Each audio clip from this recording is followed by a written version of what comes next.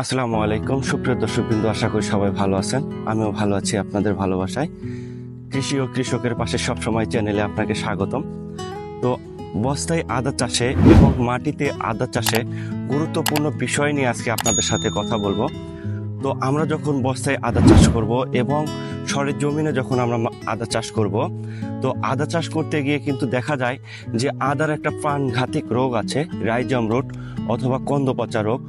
তো কন্দপচা রোগ যদি আমরা প্রতিরোধ করতে চাই, তাহলে কিন্তু সর্বপ্রথম আমাদেরকে একটা কাজ করতে হবে, সেটা হচ্ছে যে আদার বীজ শোধন করতে হবে। আমরা আদার বীজ কিভাবে শোধন করব? দুইটা পদ্ধতিতে, খুব সহজ পদ্ধতিতে আদার বীজ শোধন করা যায়। তো সেই প্রসেসটা আজকে আপনাদেরকে শেখাবো এবং আপনাদের সাথে শেয়ার করব। তো ভিডিওটি না টেনে প্রথম থেকে শেষ পর্যন্ত দেখুন। অবশ্যই আদার বীজ শোধন প্রসঙ্গে আপনারা জানবেন, সবার সাথে থাকুন। তো আদার বীজ আমরা কি ঔষধ দিয়ে বা কি ছত্রাকনাশক দিয়ে শোধন করব? তো কার্যকরী একটা পদক্ষেপ আপনাদেরকে নিতে বলবো। তো আমার হাতে দেখতে পাচ্ছেন যে প্রোভেক্স, এটা হচ্ছে 200 WP। আপনি কিন্তু নইন এবং অটোস্টিন দিয়েও আদার বীজ শোধন করতে পারবেন। আদার বীজ এবং যে কোনো বীজ আপনি যদি শোধন করতে চান, তাহলে কিন্তু এই প্রোভেক্সটা আপনাকে ব্যবহার করতে হবে। আপনি যদি এই প্রোভেক্স ব্যবহার করেন, তাহলে কিন্তু আপনি প্রতারিত হবেন না। আমরা কিভাবে সঠিক নিয়মে আদার বীজ শোধন করব? তো আপনারা দেখতে পাচ্ছেন যে এই যে এখানে একটা বালতিতে আমি পানি নিয়েছি। প্রথমে আমাদেরকে পানি সংগ্রহ করতে হবে একটা বালতিতে। তো এখানে আছে প্রায় 8 লিটার পানি। প্রতি লিটার পানিতে 2 গ্রাম প্রোভেক্স আমরা মিশ্রণ করব। এখানে দেখতে পাচ্ছেন এটা 15 গ্রামের এক পাতা। যেহেতু একটি পাতাতে এখানে 15 গ্রাম ঔষধ আছে, তো আমি যদি 8 লিটার পানিতে যদি এই 15 গ্রামের এক পাতা ঔষধ যদি মিশ্রণ করি, কোনো অসুবিধা নাই। 1 গ্রাম কম হচ্ছে, কোনো সমস্যা নেই। তো আমরা প্রথমে কি করব, এই যে আমরা প্রথমে এইভাবে প্যাকেটটা কেটে নেব। প্রতি লিটার পানির জন্য 2 গ্রাম প্রোভেক্স প্রযোজ্য। এই যে এখন আমি এটা পানিতে এইভাবে মিশ্রণ করব, এইভাবে ছেড়ে দেব। আপনারা সবাই দেখতে পাচ্ছেন। ছেড়ে দেওয়ার পরে খুব সুন্দরভাবে একটা কাঠি দিয়ে আমরা পানিগুলো এইভাবে নড়াচড়া করে নেব, এইভাবে মিশ্রণ করে দেব। তো যে কয় লিটার পানি, সাপোজ 8 লিটার পানিতে আপনারা 8 কেজি আদার বীজ মিশ্রণ করবেন। আর যদি 10 লিটার পানি হয়, তাহলে 10 কেজি আদার বীজ মিশ্রণ করবেন। এভাবে আপনারা দেখুন, এখানে আমার কিন্তু 10 কেজি আদার বীজ আছে। তাহলে এখানে এই যে আমরা আদার বীজগুলো এইভাবে পানিতে ছেড়ে দেব। আমরা যে পানিতে প্রোভেক্স মিশ্রণ করলাম, সেই পানিতে আমরা এইভাবে বীজগুলো ভিজাবো।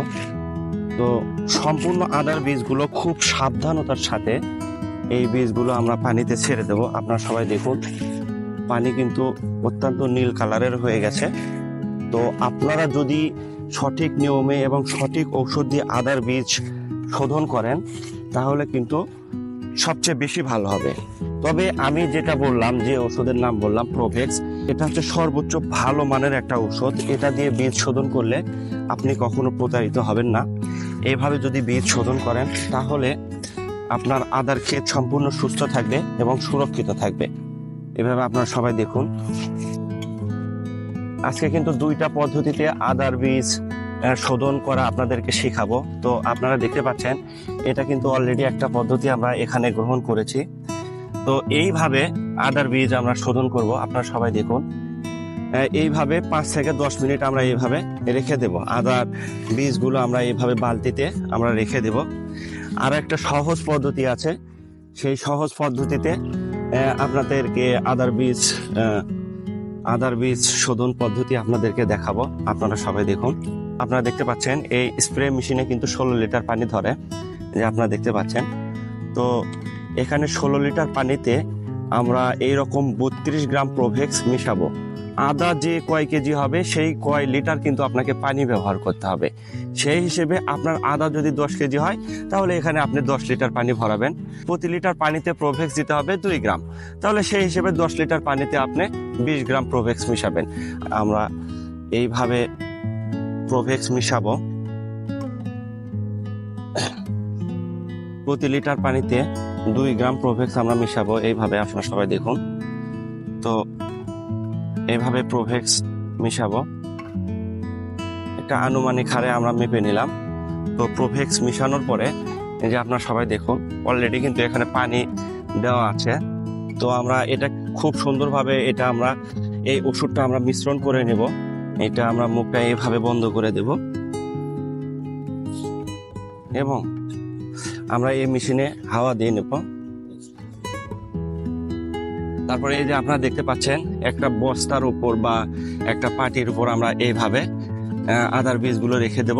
রেখে দিয়ে এইভাবে আমরা আদার বীজগুলো ধুয়ে দেব।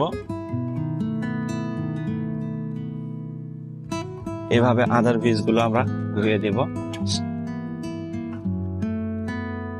এভাবেও কিন্তু বীজ শোধন করা যায়, আপনারা চাইলে এভাবেও বীজ শোধন করতে পারেন। আবার এই পাশে দেখতে পাচ্ছেন, এই পাশে কিন্তু আবার আমরা আদার বীজগুলো আমরা পানিতে ভিজিয়ে রেখেছি।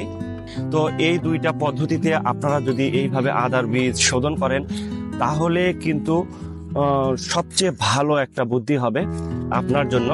তাহলে কিন্তু আপনার আদা খেতে এই রকম আর কোনো রাইজম রোগ অথবা কন্দপচা রোগ এগুলো কিন্তু আক্রমণ করবে না।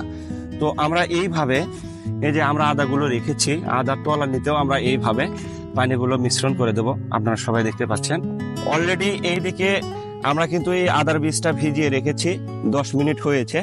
তো এই বীজগুলো এখন আমরা কিভাবে সংগ্রহ করব সেটা কিন্তু আপনাদের সাথে শেয়ার করব, সবাই সাথেই থাকুন।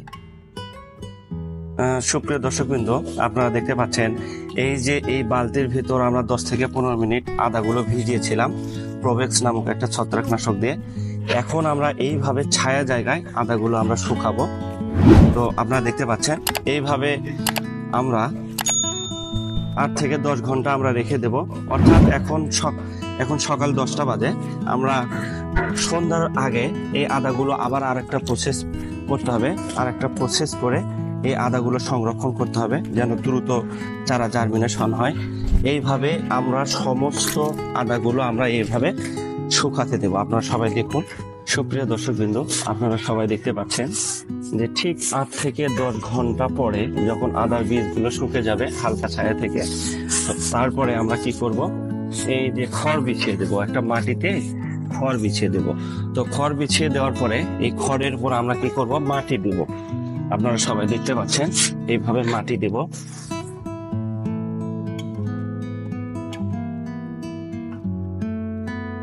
সুপ্রিয় দর্শকবৃন্দ, এই যে আমরা খড়ের উপর মাটি দিয়েছি, তারপর আমরা আদার বীজগুলো আমরা এইভাবে রেখে দেব। এইভাবে রেখে দিলে আদার বীজ কিন্তু দ্রুত জার্মিনেশন হবে। সুপ্রিয় দর্শকবৃন্দ, প্রথমে আমরা কি দিলাম, খড় দিলাম, তারপরে মাটি দিলাম, তার উপরে আদা দিলাম, দেওয়ার পরে আবার আমরা উপরে এইভাবে মাটি দিয়ে আদাগুলো ঢেকে দেব। এগুলো কিন্তু সমস্ত শোধন করা বীজ।